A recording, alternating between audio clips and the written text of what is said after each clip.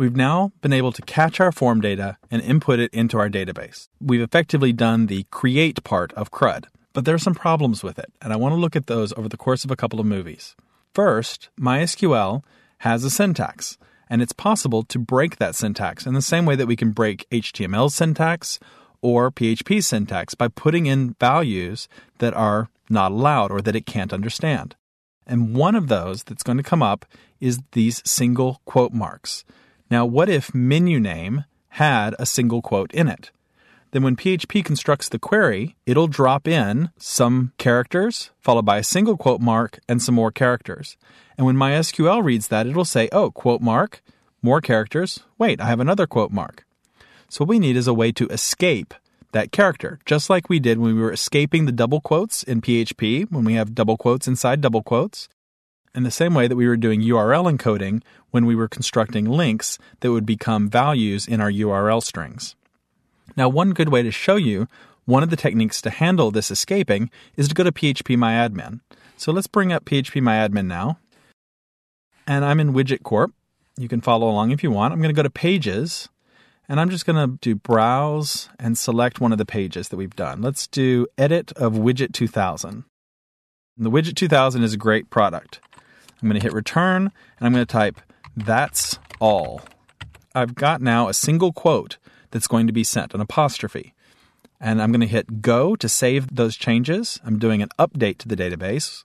We'll learn about those in a minute, but it's doing an update command. Take a look at what actually got submitted here for "that's all," though. Take a good close look. We've got that, and then single quote, S, and all. So the way that it escaped it was it put two single quotes together. And that's one of the techniques that we can use. There's another one that we can't see in PHPMyAdmin is the backslash. Just like we did with the double quotes inside a double quoted string, we use the backslash to escape it.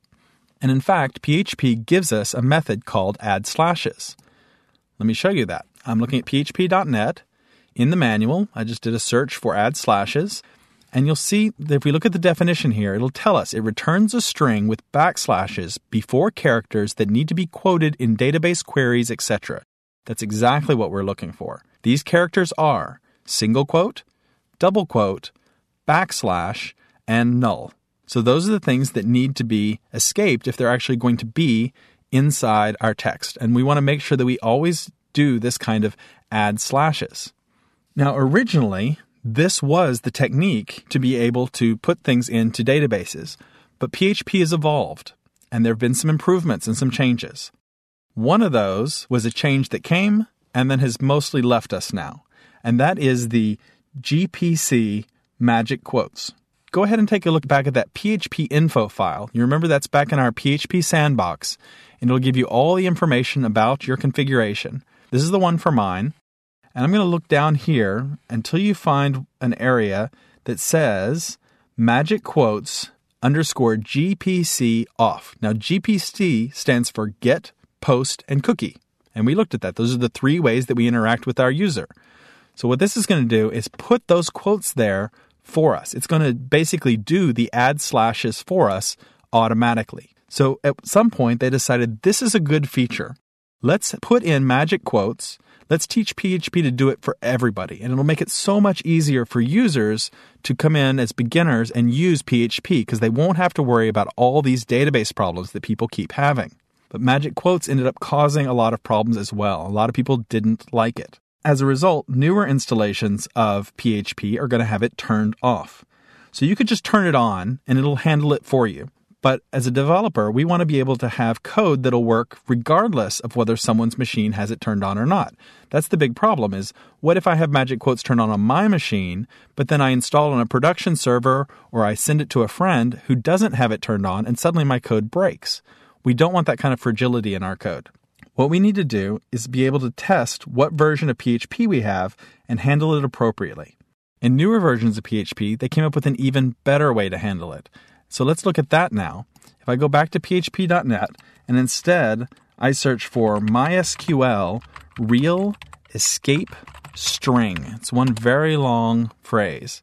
You'll see that it pops up and it escapes the special characters in a string for use in an SQL statement.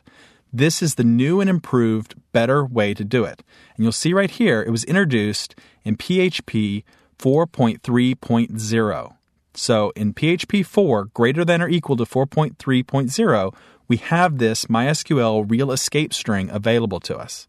And it's one of the MySQL functions. It makes sure that it's ready for MySQL. So that's what we want to use if we have it available.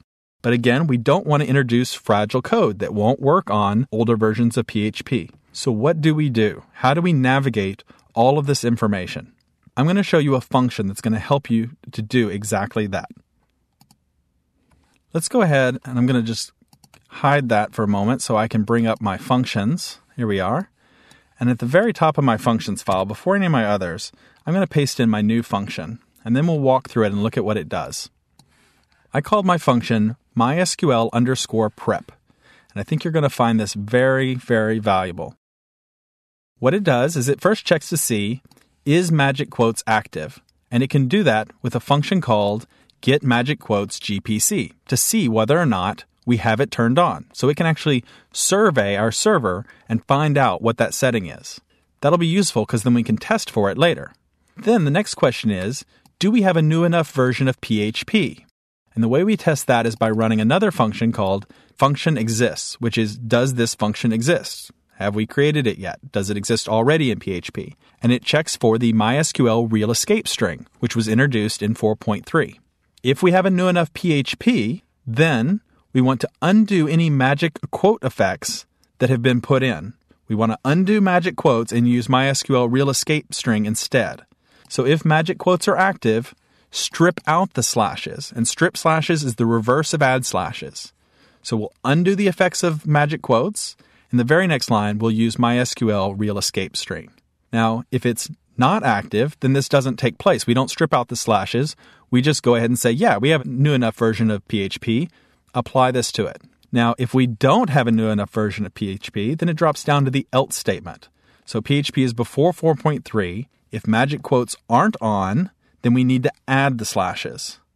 If they are active, then it's already added the slashes for us, and we're all set.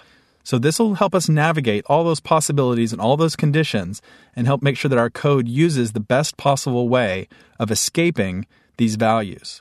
So now that I've put it in a function, all I have to do is send a value in as an argument, and it'll run all of this on it, and in the end, return back a value that's been cleaned, a value that's been sanitized, and it's ready for MySQL.